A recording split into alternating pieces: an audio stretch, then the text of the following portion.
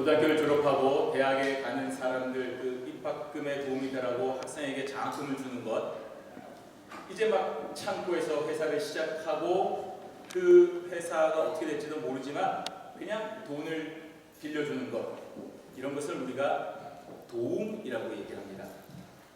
반면에 아주 우수한 성적으로 졸업하는 학생에게 엄청난 사이닝 보너스를 주고 자기 회사로 스카우트하는 것, 이미 좋은 상품을 판매하고 있는 아주 장래가 촉망되는 기업에게 돈을 빌려주는 것은 투자입니다. 뭐가 다를까요?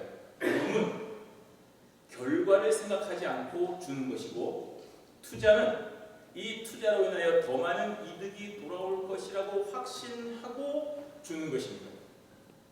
그래서 도움을 받은 손길은 정말 고맙고 참 감사한 것입니다.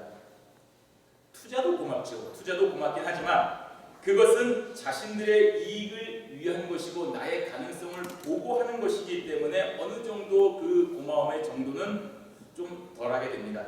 따라서 도움을 받은 사람들은 항상 그 고마움을 간직하고 자신을 도와준 사람의 호의를 잊지 않고 그 사랑의 도움을 보답하는 삶을 살아야 됩니다. 저는 투자보다는 도움을 많이 받은 쪽에 속합니다. 그래서 우리 교회에서 졸업을 하고 대학을 가는 학생들에게 우리는 성적표, 추천서 없이 그냥 도움을 줍니다. 그렇게 하기로 했습니다. 그것이 그 친구들에게 참 많은 은혜가 될 것이라고 확신하기 때문입니다. 신자인 저와 여러분들은 사실 하나님의 사랑으로 도움을 받은 사람들입니다. 로마서 5장 6절에서 기록되었듯이 우리가 죄인 되었을 때 하나님의 아들이신 그리스도 예수께서 우리를 위하여 죽으심으로 구원을 받지 않았습니까? 그러므로 우리는 하나님의 투자를 받은 사람이 아니라 하나님의 도움을 받은 사람인 것을 잊지 않고 날마다 겸손하게 하나님의 뜻을 실천하는 사람들이 되어야 됩니다. 그 분명한 길이 하나님의 얼굴을 찾는 것이다 라는 것입니다. 우리 11절과 12절 함께 읽어보겠습니다. 솔로몬이 여호와의 전과 왕궁 건축을 마치고 솔로몬의 심중에 여호와의 전과 자기의 궁궐에 그가 이루고자 한 것을 다 형통하게 이루니라. 밤에 여호와께서 솔로몬에게 나타나사 그에게 이르시되 내가 이미 내 기도를 듣고 이곳을 택하여 내게 제사하는 성전을 삼았으니. 지금 솔로몬은 그야말로 최고의 시기를 보내고 있습니다. 여호와의 전뿐 아니라 자기 궁궐도 다 건축하여서 모든 것이 형통하게 마무리되어서 그냥 기쁘고 만족한 것입니다. 이때가 솔로몬의 전성기였습니다. 그런데 이 전성기 때 여호와께서 솔로몬에게 나타나셨습니다. 왜 이때일까요? 우리는 이 전성기에 나타나신 하나님의 뜻을 기억해야 됩니다. 전성기라는 것은 무엇입니까? 가장 좋을 때라는 것입니다. 그 말은 그 전성기 지난 다음은 계속 내리막길이라는 뜻인 것입니다. 솔로몬은 이때부터 내리막길을 가기 시작합니다. 그러니까 하나님은 이 최고점에서 나타나셔서 솔로몬에게 경고하여 주시는 것입니다. 너는 여기가 전성기가 아니라는 것입니다. 너는 계속해서 올라가야 된다는 것입니다. 그런데 너 자칫 잘못하면 올라가지 못하고 내려갈 것이기 때문에 내가 너에게 분명한 경고를 주겠다. 바로 그 이유 때문에 나타나신 것입니다. 여러분, 솔로몬을 한번 생각해 보십시다. 솔로몬이 만약 다윗의 아들이라는 금수저가 아니었더라면, 진짜 찢어지게 가난한 촌부의 아들이라는 흙수저였다면, 아버지 다윗이 평생에 걸쳐서 건축할 준비를 다 하나하나 해놓지 않았더라고 한다면 과연 솔로몬이 오늘과 같은 성공을 맛볼 수 있었을까요? 또 하나님께서 솔로몬에게 지혜를 주지 아니하셨더라면 정말 솔로몬은 이 위치에 있을 수 없는 사람이었습니다. 하지만 하나님은 솔로몬의 선대들과 맺은 언약, 솔로몬이 아닌 솔로몬의 아버지 다윗과 다윗의 조상 아브라함과 맺은 언약을 기억하며 이 솔로몬에게 태평성대를 주셨고 전성기를 허락하신 것입니다. 솔로몬에게 그야말로 많은 도움을 주신 것입니다. 투자가 아니었습니다. 그리고 이 경고의 메시지를 통하여 솔로몬의 태평성대가 계속 되기를 원하신 것입니다. 여기 보시면 이미 내 기도를 듣고 이곳을 택하여 내게 제사하는 성전을 삼았다라고 했습니다. 여러분, 하늘 아래 이보다 더 위대한 축복의 말씀은 없습니다. 전능자께서 기도를 들으신다는 것입니다. 여러분, 기도할 때 이 기도를 하나님이 들으실까? 들으신다는 확신이 있으면 기도를 멈추지 않을 것입니다. 가장 위대한 일입니다. 솔로몬이 건축한 성전을 이 땅에서 유일하게 내가 듣는 성전, 내가 머무는 곳으로 인정해 주신 것입니다. 전 세계에서 유일하게 솔로몬의 성전을 말입니다. 그러므로 솔로몬은 자신에게 경고하여 주신 하나님의 말씀을 이 새기고 또 새겨서 더 위대한 하나님의 사랑으로 올라가야 되는 것입니다. 오늘 저와 여러분들은 다 도움을 받은 사람들입니다. 그러므로 하나님의 도움을 기억하고 하나님의 사랑을 기억하고 우리는 겸손하게 우리에게 주어진 인생을 살아가야 됩니다. 오늘 이 시간 저와 여러분의 모습에는 전적으로 하나님의 도우심이 있었기 때문에 가능하기 때문인 것입니다. 그러니까 오늘이 저와 여러분의 전성기입니다. 그리고 하나님께서 오늘 저와 여러분의 기도를 들으신다고 했습니다. 창조주가 되시고 전능자이신 하나님께서 이렇게 함께 모여 주님을 찬송하고 기도하는 예배를 기억하고 받으시는 것입니다. 우리의 예배를 인정해 주시는 것입니다. 여러분, 우리가 이렇게 아름다운 성전이 있습니다만 솔로몬의 성전과 비교가 되겠습니까? 솔로몬처럼 멋진 건축물이 아닙니다.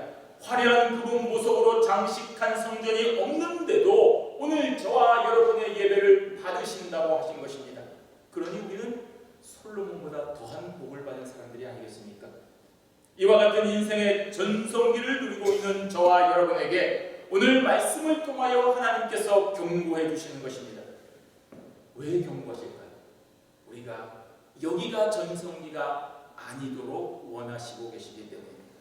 우리가 어제보다 오늘이 높아지고 오늘보다 내일이 더 높아지는 전성기를 계속하여 갱신하도록 하나님이 우리에게 경고하여 주시는 것입니다. 그러니 오늘의 말씀을 잘 새기시고 겸손히 실천하여서 오늘의 전성기가 아닌 내일의 전성기를 찾는 지혜로운 성도들이 되시기를 바랍니다. 하나님의 말씀은 솔로몬에게 뜻밖에도 기근, 재해, 전염병에 관한 말씀이었습니다. 13절 함께 있습니다. 혹 내가 하늘을 닫고 비를 내리지 아니하거나 혹 메뚜기들에게 토산을 먹게 하거나 혹 전염병이 내 백성 가운데 유행하게 할 때에 한 나라의 통치자인 솔로몬은 오늘 하나님께서 나타나기에 앞서서 성전을 봉헌하고 그 성전 봉헌 기도를 드렸습니다. 오늘 본문 앞선 6장에 기록이 되어 있는데 여러분 나중에 가셔서 꼭 읽어보시기를 바랍니다. 그 기도에서 솔로몬은 기도하기를 이 나라에 국가적인 재앙이 일어나지 않게 해달라고 기도했습니다. 그 기도의 응답이 오늘 이 부분입니다. 여러분, 이 세 가지, 하늘에서 비를 내리지 않는 것, 가뭄입니다. 메뚜기들에게 토산을 먹게 하거나 재해입니다. 전염병이 내 백성 가운데 유행하게 될 때 우리 코로나 팬데믹 경험하듯이 그때 우리가 할 수 있는 것이 무엇이 있겠습니까? 다 가가고 집집마다 숨어서 이것이 지나가기를 기다리는 것 외에 다른 방법이 없지 않습니까? 이 세 가지는 인간 차원에서 통제하거나 조절할 수 있거나 막거나 피할 수 있는 부분이 아닙니다. 그렇다면 인간의 한계를 초월하는 상황이 되는 것입니다. 그런 상황을 만났을 때에 어떻게 해야 되느냐? 하나님께 엎드려야 된다는 것입니다. 솔로몬, 너가 통제할 수 없는 현상이지만 나는 통제할 수 있다는 것입니다.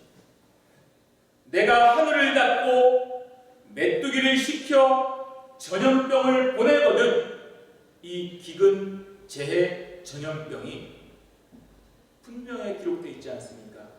하나님의 주관에 있다는 표현인 것입니다. 하나님이 재해를 주관하시는 것입니다. 하나님이 감옥을 통제하시는 것입니다. 하나님이 전염병을 주관하시는 것입니다. 이 세상 모든 일들이 다 하나도 빠짐없이 단 한순간도 예외 없이 하나님의 절대 주권에 속한 것임을 우리는 인정해야 됩니다. 그렇지 않으면 저와 여러분은 너무나도 쉽게 교만해지고요. 우리에게 닥친 운명을 원망합니다. 왜 이때 이런 일이? 왜 나에게만 이런 가혹한 일이? 라고 스스로를 원망하게 됩니다. 여러분, 틀린 일입니다.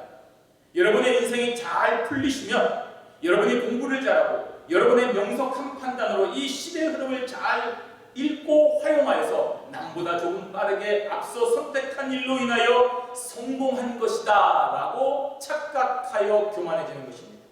여러분, 틀린 생각입니다. 그렇다고 반대로 자신의 인생이 어려움을 당하면 왜 나는 자꾸만 손대는 것마다 망할까? 왜 내가 주식만 사면 떨어질까? 왜 내가 손만 대면 이것은 다 유행이 지나갈까? 하고 낙심하게 됩니다. 여러분, 이것도 틀린 생각입니다. 하나님의 뜻과 계획은 저와 여러분의 생각과 완전히 다르기 때문입니다. 이러한 상황일 때 하나님은 분명한 해결책을 제시해 주십니다. 당신의 얼굴을 찾으라고 말합니다. 우리 14절 함께 있습니다. 내 이름으로 일컫는 내 백성이 그들의 악한 길에서 떠나 스스로 낮추고 기도하여 내 얼굴을 찾으면 내가 하늘에서 듣고 그들의 죄를 사하고 그들의 땅을 고칠지라. 아멘. 하나님은 솔로몬이 통제할 수 없는, 해결할 수 없는 한계 상황이 발생했을 때에 대한 해결책을 이렇게 제시해 주고 계십니다. 그 해결책은 바로 하나님을 찾는 것입니다. 문제의 시작이 하나님이시니 문제의 해결도 하나님께로부터 나오는 것입니다. 하나님께서 당신의 백성들에게 이러한 문제를 주시는 것은 그 문제를 통하여 돌이켜 하나님께로 나오게 하시기 위함인 것입니다. 그러므로 하나님의 백성이 그들의 악한 길에서 떠나도록 이러한 특별한 상황을 만드시는 것을 우리는 기억하고 감사해야 됩니다. 그래서 신자에게는 고난도 축복이 되는 것입니다.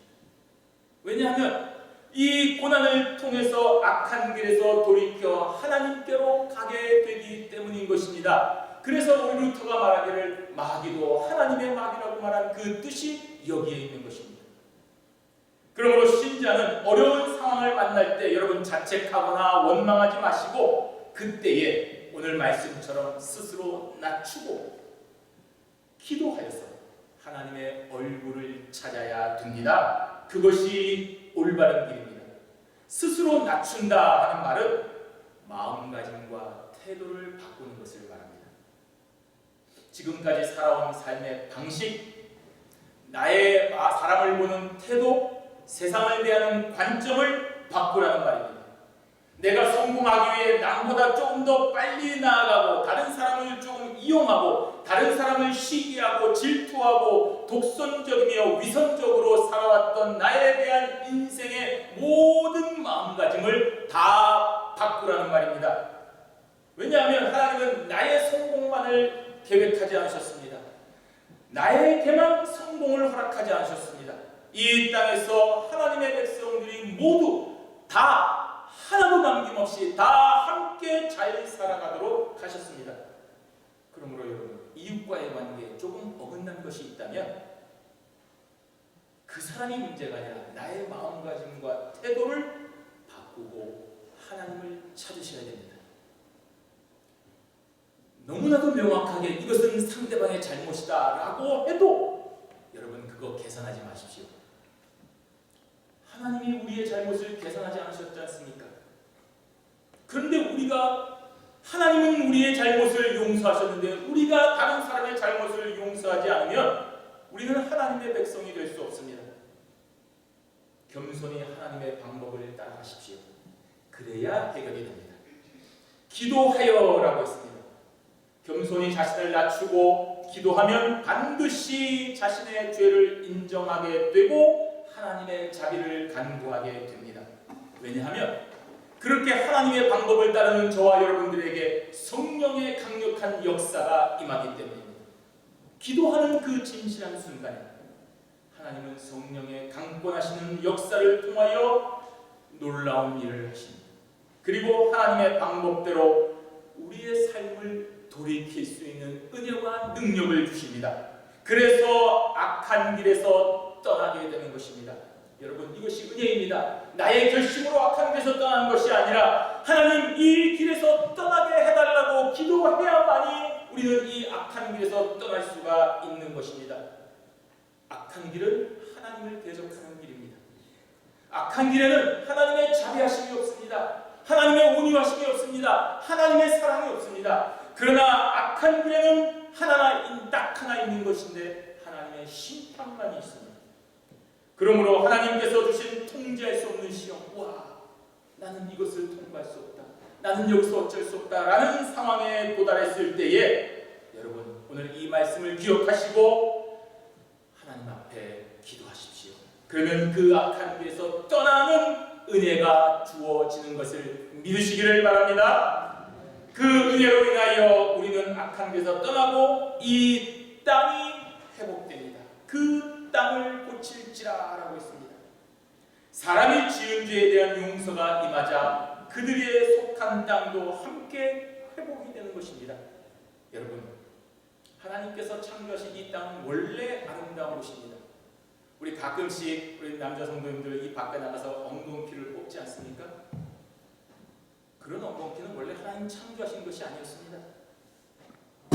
아담의 죄로 인하여 땅도 같이 저주를 받았기 때문에 땅이 엉겅퀴를 내고 땀 흘려서 땅을 개간해야 겨우 우리가 입에 풀칠할 수 있는 소산을 내는 그런 땅으로 바뀌어버린 것입니다. 우리의 죄 때문에 이 땅이 망가진 것입니다. 이 땅에 재해가 임하는 것입니다.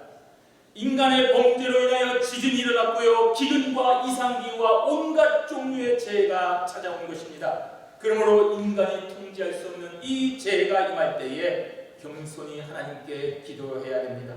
그러면 이 땅도 회복됩니다. 하나님의 말씀에 순종한 결과 하나님께서 땅을 고쳐주시는 것, 이것을 기억해야 됩니다. 오늘 신자가 여호와의 얼굴을 찾으면 전능자께서 저와 여러분이 올리는 기도, 그 하소연, 그 눈물의 간구를 귀담아 들어주시는 은혜가 있습니다. 우리 15절 함께 있습니다. 이제 이곳에서 하는 기도에 내가 눈을 들고 귀를 기울이리니. 앞서 말씀드린 봉헌 기도에 솔로몬은 하나님, 이곳에서 올리는 기도를 들어주소서라고 간구했는데 그 기도에 대한 응답입니다. 재판 받으실 일이 없기를 바랍니다만 재판을 받았을 때에 우리가 참 답답한 게 있습니다. 변호사를 거치지 않고 재판장을 쳐다봐줘. 내가 할 수 있는 일 마음 놓고 좀 이것에 대하여 억울한 사정을 설명할 수 있으면 얼마나 좋겠습니까? 그러나 현실은 일반 사람에게는 그런 일이 일어나지 않습니다. 재판에서는 꼭 변호사를 통해서만 의견을 낼 수 있습니다. 그런데 하나님께서는 솔로몬의 성전, 이 성전에서 드리는 기도에 대하여 마음을 열고 하나하나 다 귀 기울여 들으시고 우리의 억울한 심령을 헤아려 주신다고 했습니다. 여러분, 구약시대의 그 정황을 생각하면 너무나도 놀라운 일입니다. 어디서도 찾을 수 없는 하나님을 이 장소에서는 만날 수 있게 해주시고 그 하나님께서 우리의 사정을 다 들어주시는 것, 엄청난 축복입니다. 그러므로 신약시대를 살아가는 신자의 기도는 하나님과 만나는 복된 시간입니다. 여러분, 기도할 때는 시간에 구애받지 않습니다. 장소에 구애받지 않습니다. 다른 사람의 눈치를 볼 필요도 없습니다. 대기줄이 없습니다. 언제 어디서든지 엎드려 겸손히 하나님의 얼굴을 찾으시면 놀라운 일이 일어나는 것입니다. 전능자께서 죄악된 삶을 살아가는 인생들을 돌아보시고 하나하나 주시는 것입니다. 아파서 하나님을 찾는 여러분의 기도를 들으시고 그 환부를 어루만져 주시는 것입니다. 사람으로 받은 상처 때문에 하나님 억울해 죽겠습니다, 내가 이런 취급을 받습니다 라고 하는 그 모든 하소연을 하나님이 다 들어주시는 것입니다. 이것이 바로 기도하는 성도들이 받는 은혜입니다. 이 놀라운 기회를 여러분 저버리지 마시고 날마다 기도하며 누리시기를 바랍니다. 그리고 여호와께서는 이 솔로몬의 성전에서 영원히 거하신다고 했습니다. 우리 16절 함께 있습니다. 이는 내가 이미 이 성전을 택하고 거룩하게 하여 내 이름을 여기에 영원히 있게 하였습니다. 내 눈과 내 마음이 항상 여기에 있으리라. 아멘. 여러분, 하나님의 눈과 하나님의 마음이 항상 여기에 있겠다라고 했습니다. 이것이 하나님의 선언입니다. 솔로몬의 성전에서 영원히 임재하시며 이곳에서 이스라엘 백성들의 모든 형편과 모든 사정을 다 헤아리시고 돌봐주시겠다는 놀라운 선포입니다. 이보다 더 큰 복이 솔로몬의 성전에 있겠습니까? 없습니다. 창조주 하나님께서 한낱 피조물이 창조를 위한다고 만든 성전에서 당신의 백성들과 함께 거하시면서 그들과 교제하시는 것입니다. 이것이 하나님의 전적인 은혜입니다. 그 은혜가 솔로몬의 성전에 임하기 때문에 솔로몬의 성전이 영광인 것입니다. 이제 솔로몬의 성전이 하나님의 임재로 인하여 영광을 얻었습니다. 이러한 은혜가 있기 때문에 저 유대인들이 그렇게 성전 중심인 것입니다. 지금도 통곡의 벽을 붙잡고 그때 솔로몬의 성전이 회복되어서 하나님의 영광이 임하기를 기도하고 있는 것입니다. 하지만 여러분, 예수님이 오신 뒤에는 솔로몬의 성전은 그 상징성을 상실했습니다. 예수님께서 십자가에 달리실 때에 지성소의 휘장이 불로 갈라진 것 우리가 기억해야 됩니다. 이것은 이제 더 이상 이 성전이 아닌 이 지성소가 아닌 모든 곳에서 당신의 택한 백성들을 만나 주시겠다는 확고한 메시지인 것입니다. 바로 예수 그리스도 이름으로 말입니다. 따라서 예수 안에 있는 신약 시대의 성도들은 더 이상 복잡한 제사, 의식, 순전한 제물도 필요 없습니다. 예수님이 오시지 않으셨으면 우리는 오늘도 저 이스라엘 예루살렘에 찾아가서 그 성전 앞에 가야만 우리의 죄를 용서받을 수 있습니다. 레위기의 그 복잡한 모든 법을 다 지키면서 거기에 합당한 제물을 드려야만 우리의 죄악이 사해지는 것입니다. 그러나 이제는 더 이상 그 복잡한 제사의식도 거기까지 갈 필요도 순전한 제물도 필요 없습니다. 예수 안에서 하나님과 항상 구할 수 있는 귀한 복을 받았습니다. 그러므로 저와 여러분들은 어디에 있든지 어떤 형편에 있든지 예수님의 이름으로 기도하면 하나님께서 들으시는 것입니다. 성도가 예수 그리스도의 이름으로 기도하는 것이 하나님의 거룩하심을 체험하는 것입니다. 예수 안에서 천국 백성의 귀한 삶을 살아가고 있습니다. 그러므로 이제부터는 저와 여러분은 자신의 이름이나 나의 능력을 신뢰하지 말고 예수 그리스도의 귀하신 이름만을 신뢰하며 하나님의 얼굴을 찾으셔야 됩니다. 그것이 형통의 길이며 그것이 거룩한 길이기 때문입니다. 사랑하는 성도 여러분, 다시 말씀드리지만 우리는 하나님의 도움을 받은 사람들입니다. 어떠한 가능성도 없던 상태, 어떠한 희망도 없는 상태였을 때 하나님께서 구원하여 주신 존재입니다. 그래서 사도 바울이 로마서 그 5장에서 우리가 아직 연약할 때에 기약대로 그리스도께서 경건하지 않은 자를 위하여 죽으셨도다라는 이 사실을 기록한 것입니다. 이것을 잊지 말고 어떤 상황에서도 하나님을 찾으시기를 바랍니다. 그러면 죄 사함의 은총이 있습니다. 이 땅도 회복되는 은혜가 있습니다. 그리고 영원히 하나님과 동행하는 기쁨이 있습니다. 지금 이 순간 겸손히 하나님께 엎드리는 성도가 되십시오. 나의 모습을 있는 그대로 인정하고 하나님께 부르짖으셔야 됩니다. 그러면 우리의 전성기는 결코 오지 않습니다. 계속 성장할 것이기 때문입니다. 예수 이름으로 하나님께 간구하여 주님 다시 오실 때까지 날마다 우리의 전성기를 갱신하고 올라가는 겸비한 백성들이 되시기를 주님의 이름으로 축원합니다. 아멘.